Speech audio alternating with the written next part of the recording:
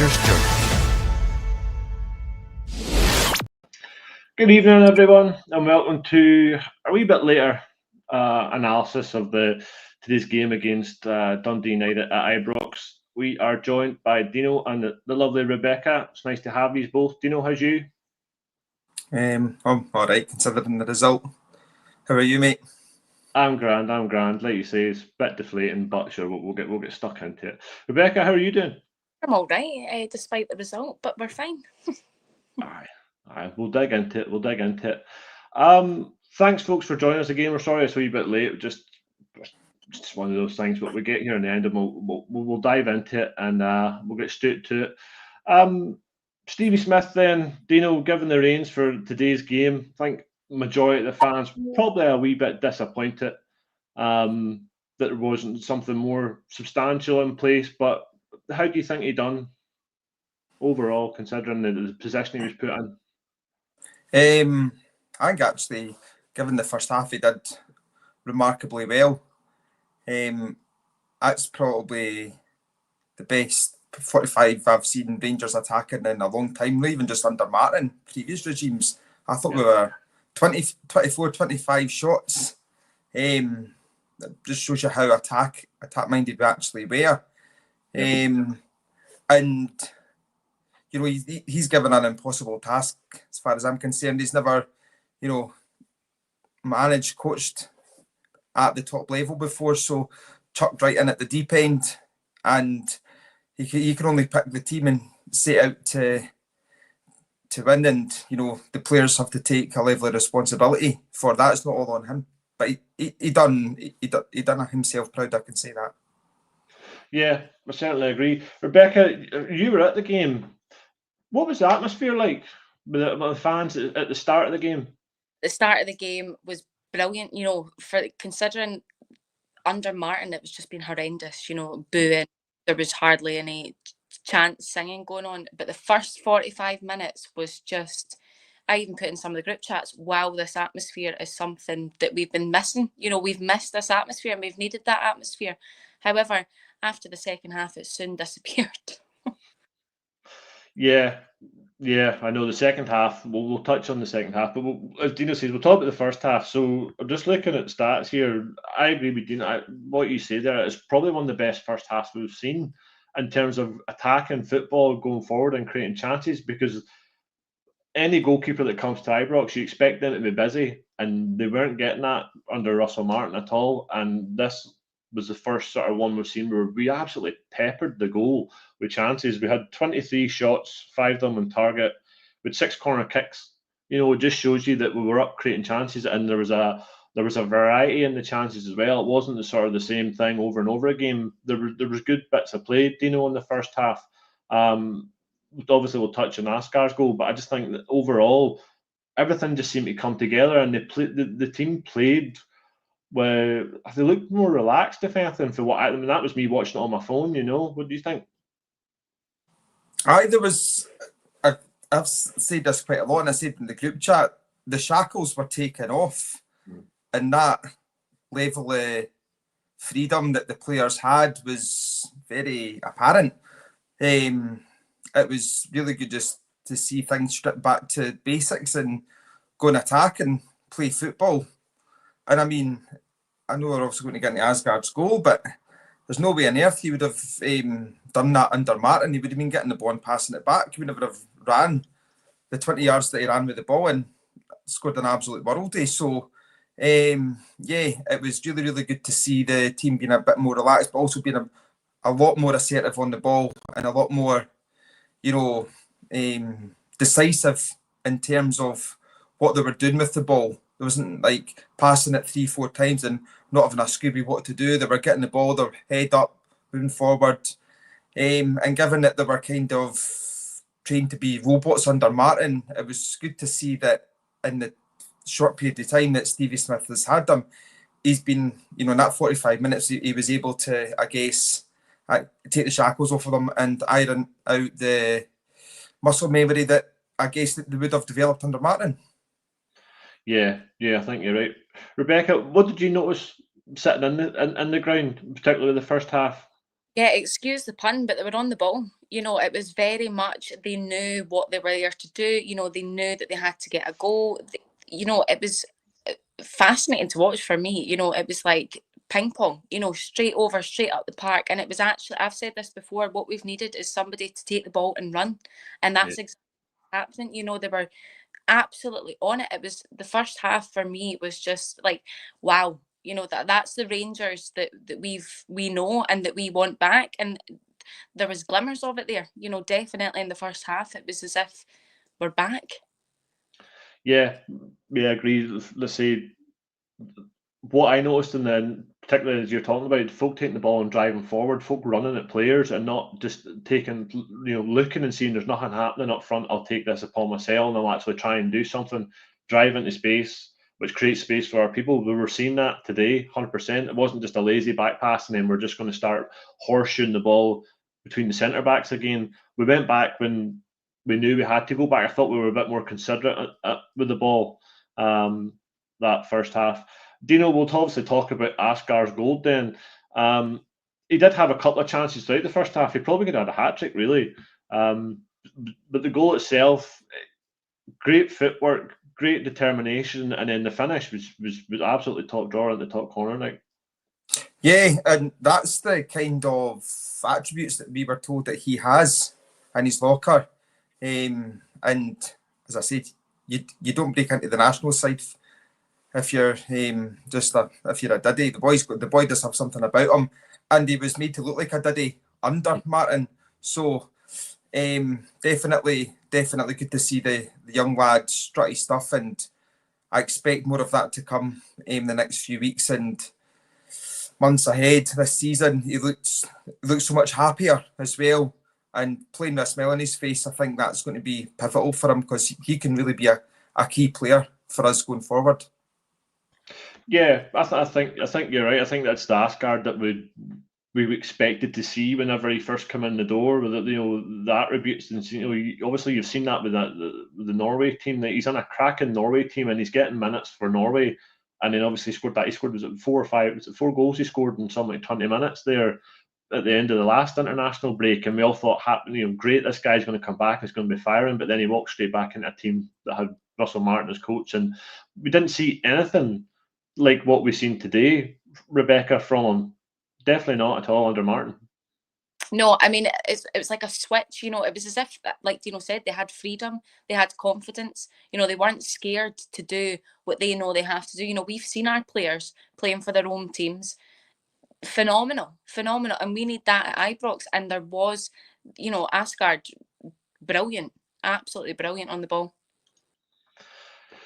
Yep. Dino, what happened second half then? Can you do you know what happened? Because I'll tell you, looking at the stats here, so obviously the first half we had 24 shots or 23 shots and we had 77% of possession. Second half, we dropped down to 6 shots with 3 on target. We dropped down to 60% possession. But Dundee United had 8 shots and 4 on target, and they just they got that equaliser, and then they just went on the ascendancy, and we just never sort of managed to stop them, essentially stop them from their tails were up, and we just didn't do anything to curtail that at all. No, Moroso and Combs absolutely nailed it. They came out and put a couple of meaty challenges on us, and that was it. We became a bunch of imps, and they just did the dark arts far more convincingly and a lot better than we did, and that's exactly what that was. They came out and then they dictated the play. It was as if they were playing at Tannadice and not at Ibrox. Yeah. And again that goes back to the long developed issue of mentality at our club. It needs eradicated. So Muscat's going to come in. He needs to get that absolutely in the bin, because we cannot be going on as Rangers and be playing like that in the second half. Dundee United, now, no disrespect for them, but they're no great shapes. They're a mediocre, decent SPL side. We should not be coming and getting bullied in the second half, and that's probably the fullest Ibrox has been for a considerable amount of time. Do you know? Yeah. So again, it's another long-going issue for us is we're a 45-minute team. When was the last time that we actually came and played for 90 minutes at home? I can't even remember when that was, but it was a long time ago. I can safely say that. So that's exactly what it was. They came out a couple of bookings, but I mean, at the end of the day, we should have been doing that to them, but we didn't. We're playing like boys against men in the second half. So, and we all seen the goal coming. We all seen the goals coming. So we knew how it was going to play out. Rebecca, whenever they equalised, did the atmosphere and the stands change at all? Was it just a predictable shrug of the shoulders and the sighs and the moans start because like as Dino says, we just seen it coming? I mean, we did see it coming. Everybody, every single time that the ball was in their half, the atmosphere was just silent. And, as soon as that goal was scored, of course, Dundee United were going for it. But it was just, don't get me wrong, there were the boos that we've had before. But it was definitely just, we played so well, and and to get this, they've equalised. It's just, honestly, it was heartbreaking for me. I know the feeling. I've been in the stands whenever that does happen, and it just sinks you, doesn't it? Because you just know what's coming next. Obviously, then they get the equaliser, the tails are up, and then the second goal. It's just one of those ones. I think it's something that I'm going to be a wee bit biased here and say, but whenever that happens to us, it's always an absolute worldie that goes in. It's never a scrappy goal or something. It's always something that this player's like it happens to us away a lot. It's usually St Mirren or somebody hits one for 25 yards and it just flies in the top corner, and then obviously we're in the back foot. Again, is it one of those things do we just need to take it in the chin, or is it because we've allowed them and again we didn't put a tackle in or just close the door and close corridors down and just deal with second balls? I think the onus on conceding that goal has to go on Raskin and Rothwell. They were both very close to the guy, and I mean, they're standing static. You know what I mean? Like, that just is not good enough. It's not good enough. And it was quite. Usually, when you see a player like Ant-Man today, I'm talking about his defensive work and running back and stuff, and determination and grit to get back, get the ball. That's the most determination I've seen a Rangers player for ages. Usually when that happens, that drives other players on to aspire to get to those levels.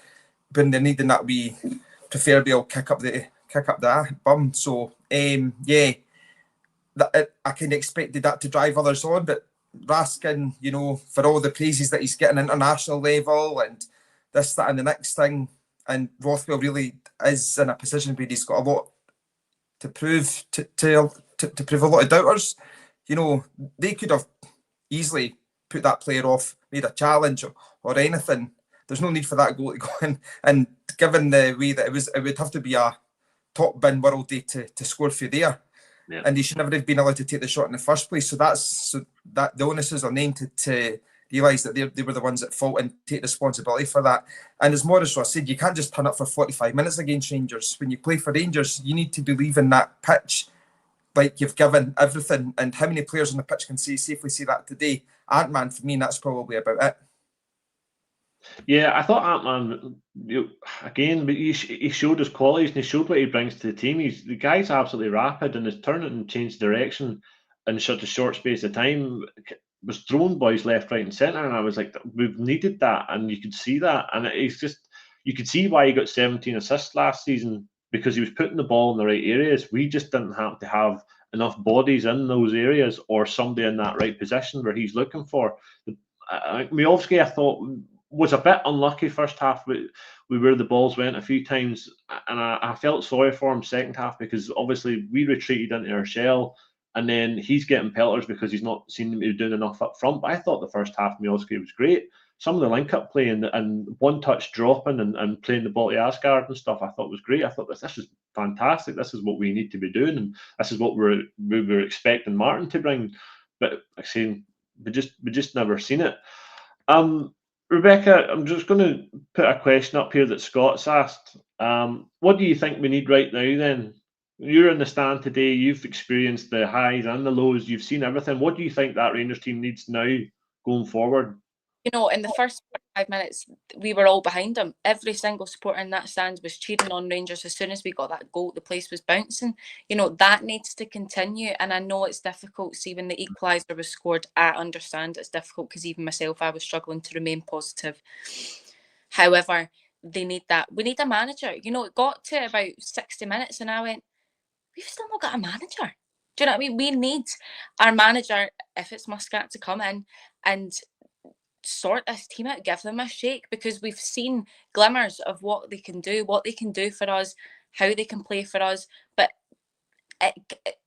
it can't just be for 45 minutes. It needs to be for the full 90 minutes, and that's what we need.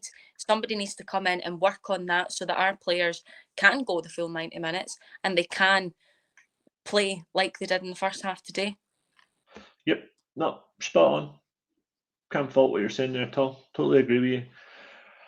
Dino, there's another question here from Stephen Armstrong. He's asking, would you pay 1.5 million now just to get Muscat over and just get him in the door?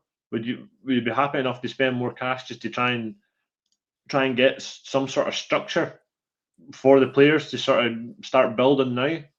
Because we've a big game coming up in this semi-final. Well, you see, there's a massive question, but think of it from this perspective. In return on investment, right? So we pay 1.5 million to get him in just now, hypothetically, and I stress for everybody that's watching this as a hypothetical question. We pay 1.5 million, but we get him in. He does the impossible, turns the season around. We win the league, we get in the Champions League, right? Champions League is worth £30+ million to Rangers. We don't bring him in. We fall further behind. He comes in 6 weeks' time, we finish second. We then fall into the Conference League, which is, is even a third of the riches from the Champions League. So in terms of the long-term sustainability of the club, what's it better to do? They've got to ask that question. In my own opinion, I was kind of, my mindset was, my opinion, perception, whatever, was that he's a man of integrity and respect. He's in a position where he can go and win another trophy to add that to his CV, be proud of his accomplishments as it's his job. It's what he's employed to do. And you've got to understand that and you've got to respect that. However, can we get him? Because it looks like that we do need him now and not in 6 weeks' time. And the difference, I can't stress the difference financially for us, for between finishing second and finishing first. This season, it's, even though we drew to date, it's still possible for us to, mathematically possible for us to win the league. Not saying that we're going to, but he could come in. We could be out of the Scottish Cup, out of the Europa League, out of the league. League Cup, Europa League, and the league. And then we've got the Scottish Cup to play for, which would be great, a bit of silverware. But is that really where Rangers want to see themselves, out of 3 competitions and kind of class as a season of failure? £1.5 million, I wouldn't be against paying that.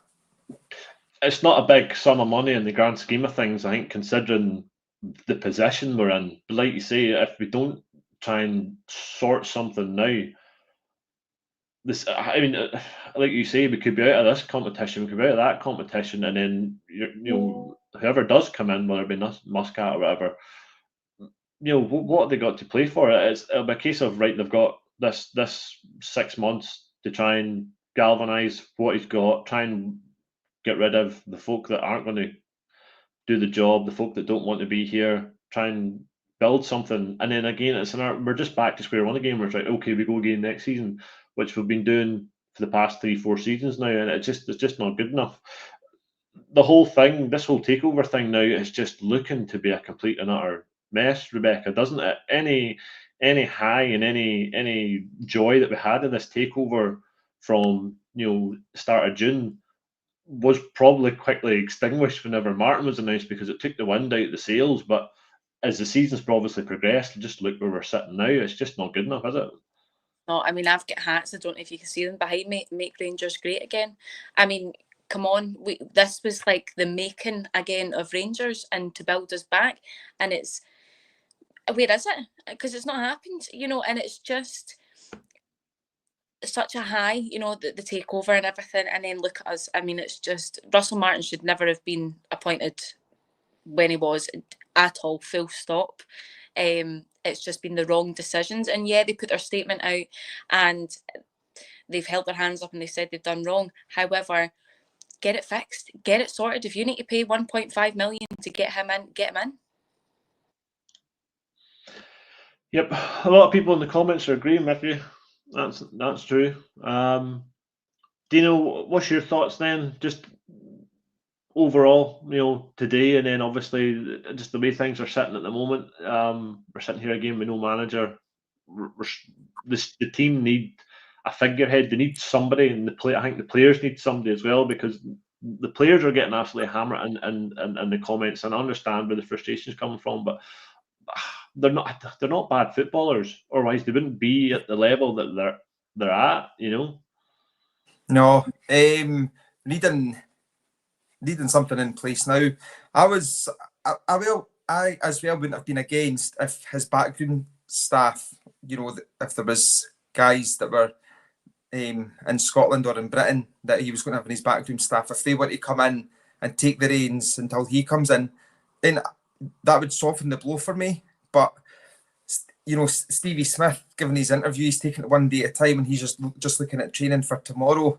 Yeah. Like, I feel sorry for him because he's like put in this position, and you know, we're not just a football club, we're an institution, and we're just getting, you know, I don't know, it's just really badly run at the moment, and it doesn't seem to be getting any better.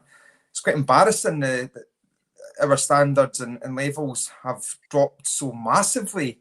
Like, you know, we're in a position where we've dropped more points at home. We've not won at home in the league this season. Like, how can they not see that it's important to get this sorted as soon as? Like, we're one of the favourites for the league every season for a reason. This season we're a favourite to get relegated at the moment. Do you know? So they need to change that around as soon as possible, and it's just not acceptable. As I said, Ibrox was nearly full today. A lot of people went today with the bouncing their step, thinking, you know, we're going to come and we're going to get a new manager bounce or sort of type situation away from Martin and scoring. And the fans had zero return on investment. There's people like Rebecca who's travelling 2-3 hours, and all from people who are much longer than that, and they've been subjected to another draw at Ibrox. That's not what you want to be doing with your hard-earned wages. No, you're spot on. Just got a wee quick shout out to Scottish Shields, who's kind of donated some money that's went into the Rangers Journal community. We'll be putting that to good use, so don't you worry. Rebecca, I'm just looking at the comments here. I'm just trying to pick stuff out. Just yourself then, overall, what's your feeling then towards like the takeover and everything? It's just how you seen it sitting at the games. Like, obviously, I'm where I'm at. I struggle to get to the games because of where I'm at. But you know, being in your shoes, how do you think it's? Yeah, from your perspective? Travel 2 hours there, 2 hours back. Usually I've got my son, he's 6 with me, whether it's at, you know, a school night, we're driving down, we're not home till midnight, 1 o'clock in the morning. You know, there's dedicated fans, we're all dedicated fans who travel far and wide to come and see Rangers that we love and support play. We're not playing, you know, 45 minutes, keep going back to it, right? We played well for 45 minutes. That's not great. You know, it's not what we were promised with this takeover. It's not what we were hoping for. You know, I did have a swing in my step. I was like, we're going to do it. You know, Russell Martin's gone, the team's going to be back, we're going to be brilliant, and we just weren't. You know, we were so lucky to get that draw. You know, if Jack Butland wasn't in goals, I fear what could have been. You know, the banners that were put up today, I can't remember exactly what they said. You know, it's wake up, you know, smell the coffee, realise that something needs to be done, something needs to happen for the Rangers to come back. You know, when are they going to come back? Yeah. No, I know what you're saying. And like, that's the thing. The first half, we were talked about earlier, that's the Rangers that we want. That's the Rangers that we need. And as Shona is saying there, we haven't won a game at home in 5 months. You know, that's ridiculous for Ibrox, because Ibrox is is traditionally a fortress, and particularly in Europe, it's a fortress and has been obviously since Gerrard came in, and we've went in this European upward curve where it's just we're blowing teams away and we're holding our own against anybody that comes to Ibrox. But in the league, we're I don't understand what's going on. Just to be quite honest with you and put it bluntly, we're run by charlatans. And as soon as that changes, I do believe our fortunes on the pitch will change. But when that's going to happen, who knows? But it's a really sad state of affairs right now, and I think it's even more a sad state of affairs because the other side of the city aren't in any great shapes, and it's there for the taking this season. It's not as if they're blowing everybody away and we're miles behind, and they're there for the taking this season, and we can't capitalise on that because we're run by charlatans. It's ridiculous, utterly ridiculous. Rebecca, simple question from Pete Black. Do you think we've got worse from the takeover? I know the obvious answer is yes, but I mean the tables, statistics, everything, it just doesn't lie, does it? No, it doesn't. And the takeover was such a big promise. We were all so hopeful. This is it for Rangers. Big Americans, lots of money coming in and turn Rangers round. But what has happened? What is happening? Who even are Rangers even more? Because they're not the Rangers that we know. That they can be. I do feel sorry because it's just been an absolute disaster. It's been an absolute disaster. And as Dino says, our competition isn't at their top, isn't at the top of their game either. So, this should have been our season. It's not, clearly, Yeah, I think you're right. There's a lot of. Did you see Butland's post-match interview by any chance? No, basically, he's, I think, without directly saying players' names, but he's and out in the squad generally, he's talking about accountability and people need to step up, stuff like that. Jack Butland for the last 2 months has won their Player of the Month award, and I think, as Rebecca said earlier, if it wasn't for Jack Butland again today, we'd probably be talking about a loss than a draw. So, do you think Butland is right to come out and say that and try and get something from those around him and take it and try and get a bit of accountability from the players? As Rangers fans, that's all we want, is people to take responsibility and hold themselves to account for poor performances or not giving their best, because as I said earlier, fans, by the time you've sat down in Ibrox most days, you've already spent £100. You know what I mean? So it's there's zero return on investment. So if you're being subjected to people who don't look like they care, you don't want to be giving your money to them at the end of the day, because you're essentially paying their wages. So Jack Butland, well within his rights, I think, to do that, and I think more of that needs to be done in and around the changing room, the training pitch, and on the pitch as well. I want to see a captain telling somebody get a grip. I want to see standards being set at every single facet of our club, and that's just what is not done. There's no standards. There's nothing. People just we can do this, we can do that. We'll get our wages, and one of the comments that Shona made there was about project players. We've all said it far too long. It's fine having project players, but you need to amalgamate that with experience, with leaders on the pitch, and there's nothing of that. There's absolutely nothing of that. Now, John Suter's one of the, I guess, more experienced ones, and previous captain, I believe he was captain both at Dundee United and Hearts. So you like to think to yourself that he has that personality trait and that attribute to come in and be that sort of leader on the pitch. I see nothing from him really on the pitch. I'm just using that as an example. Even the experienced ones on the pitch that we have, which are very little, we've seen nothing from them that gives you any sort of hope that they're going to be instilling, you know, standards in these players. So when they've got nothing around them telling them, you know, how they should be acting and carrying themselves, then but it's never going to improve. Never going to improve. No, you're bang on. Because I think that's something that's always been a key part of Rangers, and as Great Wall says there, look what JR brought in. He brought in McGregor, he brought in Davis, Arfield, Defoe. And granted, Arfield was a pre-contract before JR was announced, but that's a sort of blend of youth and experience, but also people that understand Rangers Football Club. And Rebecca, I think at the moment we just don't have enough of them within the team. Maybe, granted, we're probably not going to get that at the board level because we've chopped and changed someone. There's been a big turnaround of staff, and I'm pretty sure now if these guys don't get and understand what Rangers Football Club means over the last couple of weeks, we're in serious trouble. Do you think? Yeah, no, I mean, we can all rant and rave about this manager's not great, this manager's not what we want, but I think we really need to start looking at what players are what Rangers, is the jersey too heavy for them? Are they up to the Rangers standard? Do they know what it means to play for Rangers and be a Rangers player? I don't know.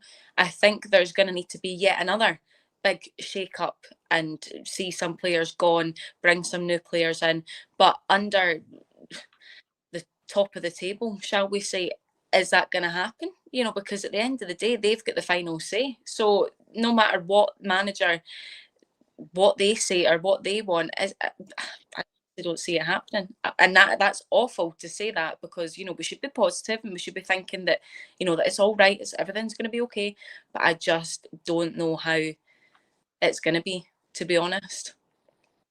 Yep, you're spot on, folks. I just want to give a quick shout out to everybody watching on YouTube. If you haven't already, please like and subscribe. And the same with there's a good number of you, there's about 200 of you watching on X. What I'll do is I'll put the link for her YouTube channel in the comments. If you could just click that and head over and watch us on it on YouTube, that'd be great. And you can like, subscribe there, and then you'll get a notification anytime we go live, which is 5 days a week, and also these post-match reviews, which I know are not the best at the moment, but hopefully that'll change in the next couple of weeks. Dino, just we've hit come up to well over half an hour mark. We'll just give a final thoughts before we head off here. I think from Monday there needs to be some transparency from the club about what's happening going forward. Yeah, that's, I think, as fans, we feel like that we deserve that because we're fans and this sort of next thing, but we deserve even more for what we've been subjected to by the very colossal mistakes that the club have made for the last God knows how many months. So I want there to be transparency. I want there to be, the fans aware of what's going to happen. And also, not just us, but, the coaching staff like Stevie Smith, he's taking it one day at a time, hasn't he got a clue what's happening, have a phone call and all the rest. Do you know what I mean? So it's not the way that a professional football team should be run, and especially a team of our stature, maybe a semi-professional football club or something like that, maybe can, work like that. But we most certainly can't, not when you've got a worldwide fan base who is, just starved of any success and just wants us to be moving forward in the right direction. And that would be a first step in the right direction, somebody from the club coming out and saying exactly what's happening going forward. Yeah, I think you're right. A bit of clarity, I think, because the silence, as they say, the silence has been deafening. The only confirmation we've got is that Stevie Smith was taking the game. I mean, he got a couple of days' notice for that, but certainly there needs to be something come out officially from the club towards the fans, just to try and claw back some sort of relationship with them, because let's say there's been nothing, and everybody's hopes were high for Gerrard, and then they got dashed, and then there's the high and the lows of the next name that's getting mentioned, and then Roll's name went into the hot seat and he was number one with the bookies and all that, and then Gerrard sort of come back in again, and it's just been a complete mess. understand that, this is probably the way they've done things before, particularly at Leeds. I know they don't really announce much, but we're a different club to Leeds, and we're a different, we're just a different. There's so much riding on people's, weekends and lives and weeks, because Rangers Football Club is your life, and it sums up how you're feeling after a game like that, and there's so much riding on it, and fans just want a bit of clarity, I think. Rebecca, just want to give you a wee chance to obviously do your wee plug for your sleepover that you're doing, and then also just give me your thoughts on what we should expect next, or what. Yeah, so I'm doing the Big Ibrox Sleep Out on the 14th of November. I'll be attending the Women's Rangers Celtic game prior to the Sleep Out. So it'll be a cold evening for me. The link is floating about on the Rangers Journal page. It's also on my page in my bio and everything. You'll find it there. Lots of exciting gigs coming up for me. So yeah, very exciting. But I just need, I pride myself on being very positive about Rangers, pride myself on getting behind the team, getting behind the manager. It's just super difficult for me just now. Very, very difficult. And I know I'm not the only one. We're all in the same boat. We're all feeling the exact same. But as you say, the silence is deafening. We deserve answers. We deserve something. Why this is taking so long, as to why it's not been right, what's next, and what are you going to do to improve what's going on, So hopefully by Monday we hear something, and Thursday that's another conversation. Well, that's it. It's another game on Thursday, and it's another chance for Stevie Smith, I guess, unless something dramatically changes on Monday morning. And I know there's rumours flying about that Neil McCann might be coming in and part of Muscat's team and stuff. But I think, again, it's all WhatsApp rumours, and we're just itching for some sort of clarification. Folks, thanks for joining us. It's a great chat, as always, with Rebecca and Dino. We're here every night at the Rangers Journal, so just to make sure you like and subscribe.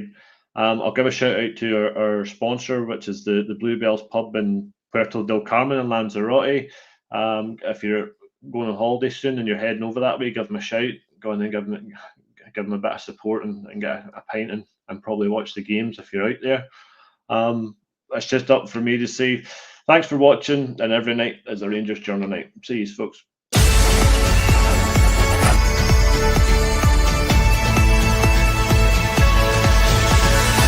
Every night is the Rangers Journal night.